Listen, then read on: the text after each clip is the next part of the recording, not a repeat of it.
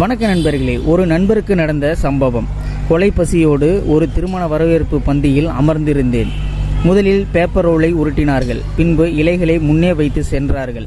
1/4 மணி நேரத்திற்கு பிறகு தண்ணீர் மட்டும் வைத்தார்கள். முதல் பந்தியை ஆரம்பிக்கவில்லை. அதற்குள் டி நகர் போன்று கூட்டம் நெறிய ஆரம்பித்தது. நான் ஒரு ஓர வரிசையில் அமர்ந்திருந்தேன். காத்திருந்தவர்கள் எனக்கு பின்னால் வந்து நிற்க ஆரம்பித்தார்கள். வெறும் இலைய எம்மா நேரம்டா உத்து பார்க்கறது, சோத்த போடுங்கடா. சரக்கில் இருந்த பெருசு ஒன்று ஆரம்பித்து வைத்தது. குலோப் ஜாமும் வெங்காய பச்சடியும் உருளை சிப்ஸும் வைத்த அடுத்த நொடியில் கபலீகரம் செய்தேன். என்னுடைய வரிசையில் கடைசி ஆள் வரை வைத்துவிட்டு திரும்பிய வெங்காய பச்சடிக்காரன் என்னை பார்த்து, பச்சடியை கூடவா என்று மனதில் நினைத்தது அவன் முகத்தில் தெரிந்தது. அடுத்தது சென்னாவும் தேங்காய் சட்னியும் வைத்தார்கள். எப்போ தாண்டா சோறு போடுவீங்க? மறுபடியும் பெருசு உருமியது. சார், தோசையும் சப்பாத்தியும் வந்துட்டே இருக்கு. அது வர வரைக்கும் அப்பளம் சாப்பிட்றீங்களா?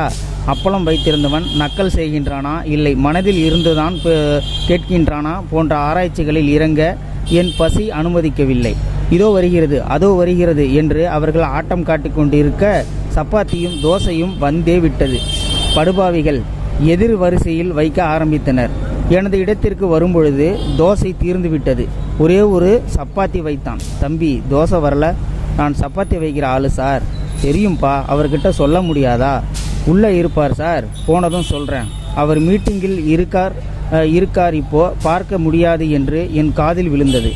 அதற்குள் சாப்பாடு வைக்க ஆரம்பித்தார்கள். பாஸ், ஒரு கரண்டி வைங்க, சாப்பிட்டு பொறவு வாங்கிக்கிறேன். எனக்கு இலையில் டிராஃபிக் ஜாம் ஆனால் பிடிக்காது என்பதால் அப்படி சொன்னேன்.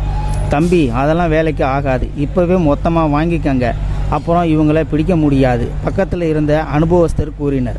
அவர் கூறியதுபடியே மொத்தமாக வாங்கி சாம்பார், வத்தக்குழம்பு, ரசம், மோரு என 4 பாகங்களாக பிரித்து வைத்தேன். எனக்கு பின்னால் வெயிட்டிங்கில் இருந்தவர் அருகில் இருந்தவரிடம் ஏதோ சொல்லி சிரித்தார். அநேகமாக டாப் ஆங்கிளில் எனது இலையில் 4 மலைச்சிகரங்கள் தெரிந்திருக்க வாய்ப்பு அவருக்கு. சாம்பார் வாளிக்கு பின்னாலேயே ரசம் வாளியும் வந்தது. இப்படி வந்தால் ஒன்று சேர வர்றீங்க, இல்லைனா ஆளே காணாமல் போகிறீங்க. சாம்பார் சாப்பிட்டு முடிக்கிறதுக்குள்ளே எப்படிப்பா ரசம் சாப்பிட்றது? சாப்பிட்லாம் எனவே பின்னாடி இருந்த குரல் கொடுத்தான். திரும்பி பார்த்தேன். யாரென்று கண்டுபிடிக்க முடியவில்லை. தம்பி, புரியாத ஆளாக இருக்கிறீங்களே, ரசம் இப்போவே வாங்கி வச்சுக்கோங்க, அனுபவஸ்தர் வலியுறுத்தினர். ரசத்துக்கு என குவித்து வைத்திருந்த குன்றில் ஒரு குழி வெட்டி ரசத்தை அதில் ஊற்றச் சொன்னேன். வத்த குழம்பு இல்லையா? வரும் சார். ஏன் பறக்கிறீங்க என்று கழுத்து வரை வந்துவிட்ட வார்த்தையை நல்ல வேளை மிழுங்கிவிட்டான். தம்பி, உங்கள் ரசம் நம்ம இலைக்கு வருது பாருங்க.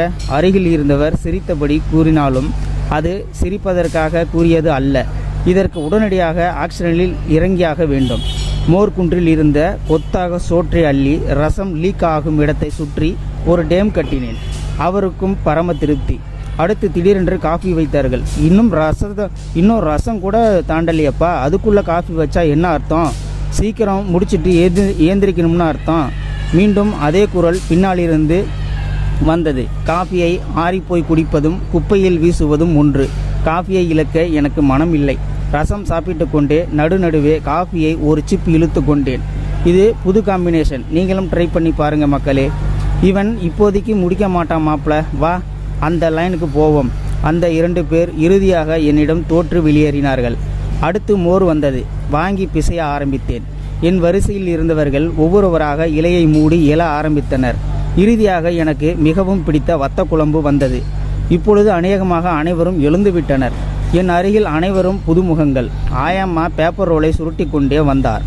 பாதி குன்றுதான் நான் முடித்திருந்தேன். என் அருகில் வந்ததும், பரவாயில்லை முடிங்க சார் என்று கருணை கூர்ந்தார். பரீட்சை ஹாலில் கராராக பேப்பரை பிடுங்கும் ஆசிரியர் பெருமக்களே, ஆயாமாவை பார்த்து படியுங்கள். வரிசையில் அமர்ந்திருந்த புதுமுகங்கள் அனைவரும் என்னை குரூரமாக பார்க்க ஆரம்பித்தனர்.